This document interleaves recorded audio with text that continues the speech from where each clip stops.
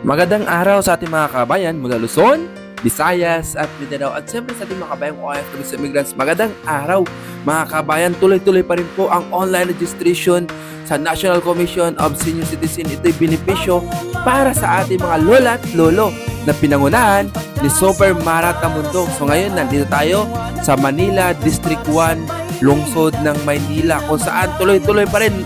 Senior citizen po ang nakarehistro sa ngayon. Ibig sabihin, konting-konting input na lang. At nandito na po dahil nandyan na ang inyong budget. Kailangan na lamang po yung mga nakarehistro ng mga senior citizen. Dahil syempre, hindi naman po kayo papayag na ang budget ay nandyan na at wala ang inyong pangalan. Kaya naman kami po ay pupuhan na bumababa sa bawat barangay para makasama at marehistro natin ang mga senior citizen.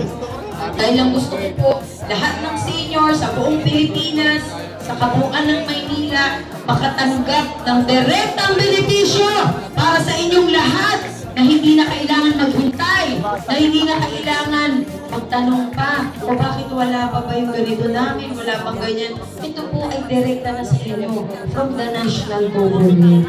Kaya sana po, yun po ang isipin po natin, yung programa na makakatulong po at magiging kapakinabangan po sa ating mga senior citizen. At hindi lamang po yan, ang Expanded Centenarian Act po na bagong batas ngayon para sa mga senior citizen na magkakaroon po kayo ng cash gift na 10,000 kapag kayo po ay tumungtong ng 80 years old, 85 years old, 90 years old, 95 years old, makaka-receive po kayo ng 10,000 pesos. Kapag umabot naman tayo sa 100 years old, meron kayong 100,000 pesos. Aba, syempre, pagpalakpak pa rin po natin. Dahil kahit halo, malaking bagay po ang makareceive ng 10,000 at 100,000.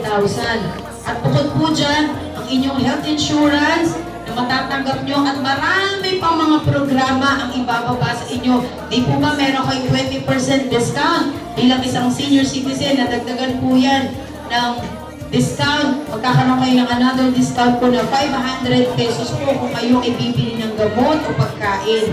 So additional benefits po ng ating mga senior citizens. At syempre po, yung mga livelihood program ng NCSC, hindi naman po para magtrabaho pa kayo makuha.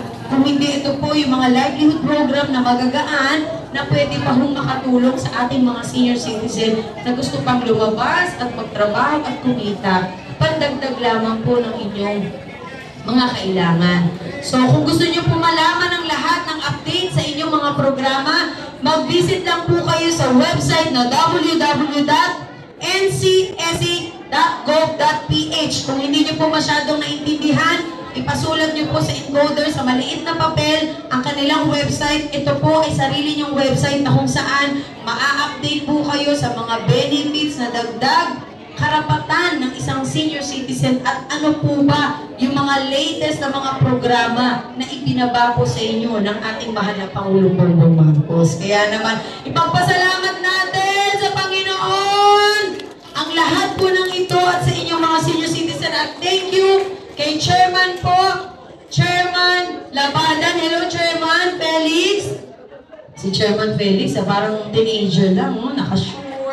Wow, si Chairman, mukhang nag-jogging. Chairman, thank you so much po sa pagbukas ng inyong pintuan para sa akin dito sa inyong barangay. Sa mga kagawad po ninyo, sa mga tanod, lahat po nang nandito sa inyong barangay, isa pong malaking karangalan para sa akin na ako po ay makababa at makapiling po ang ating mga senior citizen dahil isang malaking karangalan po na tayo ay magkakasama ngayon. Imagine, yung panahon po ng pandemya, sino magsasabi na makakalabas pa tayo ng ganito?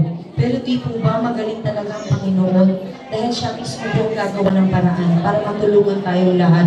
Kaya sana okay na ba yung mga registration? Tapos na? Okay. So humingi na lang po kayo. Meron kayong may ibibigay sa inyong sticker. Pwede nyo po itikit yan kahit saan. Karapatan nyo naman po yan. Dahil dyan po ilalagay ang inyong RRN number o yung Registered Reference Number na kung saan ito po ay magpapatunay na kayo po ay rehistrado na kapag oras dumating po ang inyong mga benepisyo, at least alam nyo po kung ano yung inyong number. Para ma-verify na kayo po talaga ay nakarehistro na online.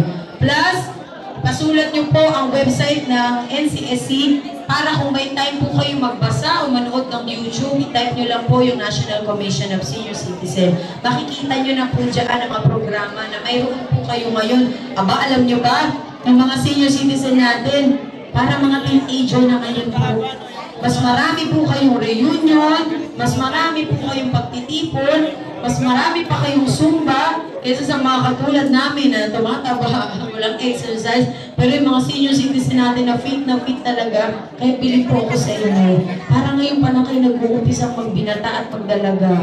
Kasi wala na kayong problema. I can go anywhere I want, parang ganun po ba, di ba? Kaya kayo po ay talaga namang kailangan humaba pa yung buhay para maisalin nyo rin po sa amin, sa generation po namin. Kung ano po yung nagbigay lakas sa inyo para ipagpatuloy yung buhay sa kabila po ng lahat ng problema. Kaya naman para sa ating mga senior citizen, maraming salamat po. Tapusin lang po muna natin ang online registration sapagkat mainit na. Anong oras na po? Ito naman ay tatagal lamang ng 2 hanggang 5 minuto. Pinakamatagal na po. Huwag lang po ninyo ikwento yung inyong buhay. Joke lang. Kapag ano po kayo na asawa ko, naku yung asawa ko na yan. Nakakagigil talaga. Imagine mo ang tagal-tagal na namin kasama. Pumunta pa doon sa kabilang talaga naman. Ganyan po kadalasan. Syempre kami po bilang mga anak nyo, makikinig lamang po kami. Yun naman po ang nagiging rason bakit tumatagal. Pero kadalasan natutuwa po kami kasi naibabahagi nyo po sa amin. Siguro marahil kapag napapakinggan kayo, gumagaan din po ang inyong pakiramdam. Or kadalasan naman ang nanay-tatay po magkukwento. Ako anak, wala na akong trabaho. Sa totoo lang, noon kumikita pa ako pero ngayon, 500 na lang talaga inakasahan ko. Isipin mo anak, i-compute mo yung aking gamot. 2,000 a month, yung aking pagkain, yung aking meralco, ganyan po.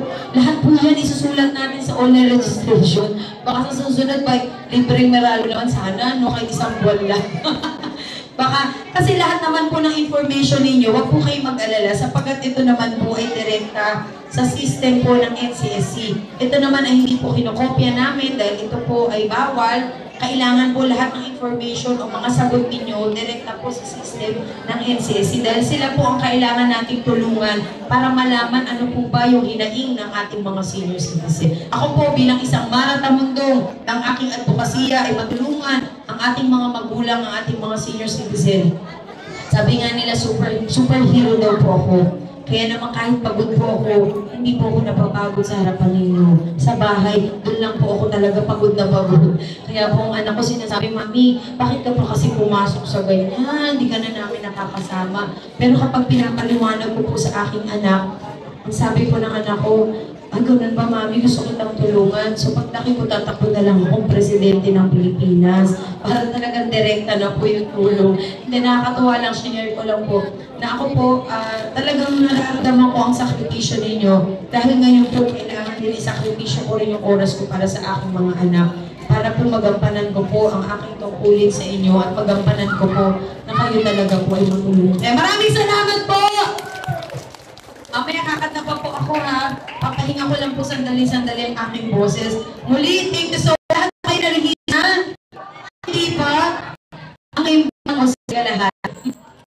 Sabihin na ako po instruction. Mabilis ako superhero ako. Joke. Pero hindi kami naman po tayo encoder. So po kayo pala. Mabilis naman. Pila naman. Sige. Okay po. Babalik po ako muli. Iinom lang po ako ng tubig, pero hindi po ako mawawala dahil mamaya magsasayaw pa po tayo. Maraming salamat po!